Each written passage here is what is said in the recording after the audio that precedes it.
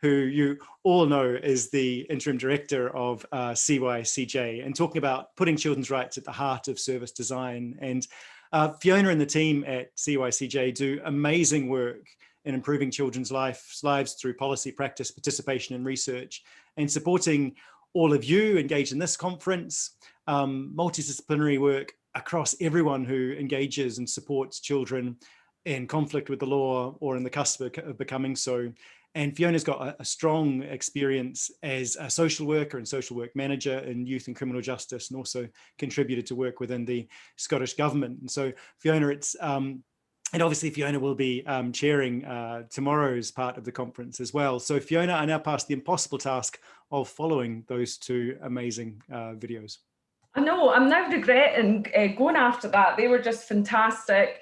I was on the panel for Stockton Sonnets, so I loved reading the poems at the time. And, you know, Alison and everyone at the Good Shepherd, that was just amazing, so well done. I'm just here, I'm only going to take 5 minutes off your time, and it's really just to tell you about a service that we are developing within CYCJ, just to offer some support in relation to how we can really put the rights of children at the heart of service design. We've heard today about all the work and the developments in Scotland, and it's a brilliant time to be involved in youth justice in Scotland. There is so much going on that is really going to change the way we work with children and young people. I mean, the UNCRC is just massive, and the promise and being truly rights respecting and putting participation at the heart, it's just really amazing. And the minister today launched, you know, the new Youth Justice Vision and Action Plan, which is titled about being rights respecting. We've got youth justice standards, the secure care pathway standards that were co-produced for young people. We've got changes to the age of criminal responsibility, and we've got your own report, Bruce, the Commissioner's report on secure care decision making and things that we can improve in the future. That's just to name a few things that are happening just now. I mean, it is just truly magnificent, but it also means a lot of hard work in how we do that. I'm not going to go into a lot of detail about the UNCRC. Juliet covered this a lot more eloquently than I would do, but just to emphasise the importance of these changes, this is really going to change practice and how we work with children and young people, and really incorporating children's rights into everything we do. And as Juliet explained, that's children up to age 18, and that includes those who have caused harm. One of the workshops today with Stuart Allardyce and Peter Yates that I attended was really looking at that conflict of children's rights when they have caused harm, and how we uphold their rights. And also there's going to be a change for public authorities, because they're going to have to comply with the UNCRC. And how do you do that? And that is a challenge for all of us. We've also got the Promise Scotland and the Promise Plan that was recently published, highlighting a lot of the areas that need to change. And their key asks, they said there needs to be a new rights-based approach to youth justice. That is needed, and it must align with the UNCRC. And it must be truly participatory. Children must be able to be engaged and understand the process. And throughout that, there must be more support in relation to prevention for families.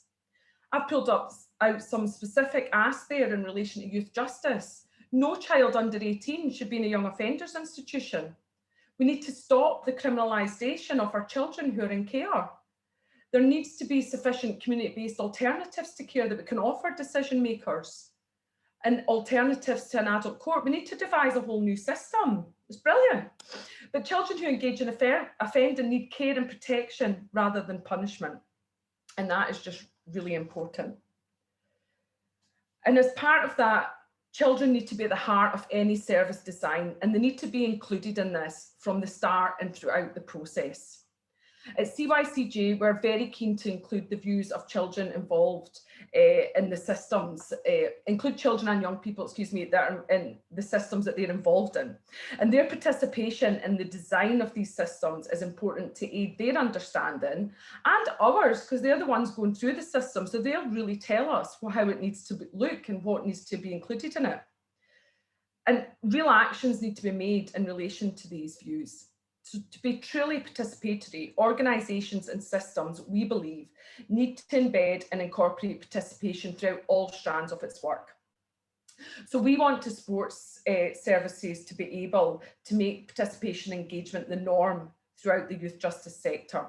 And we can support organisations to develop their practice, to support children to have the space, opportunities and skills required to participate meaningfully, be heard, listened to and respected as rights holders.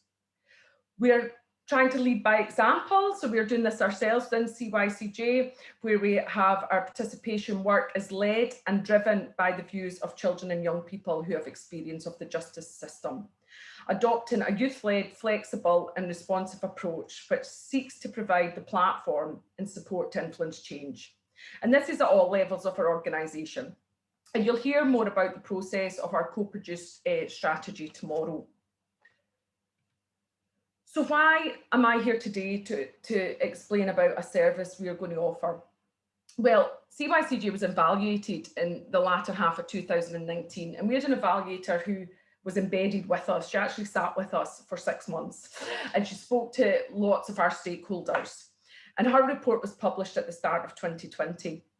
And this highlighted the idea that as a boundary spanning organisation, we need to do more to support service managers. So that people she interviewed and the service managers she interviewed advised that they would welcome this support from us.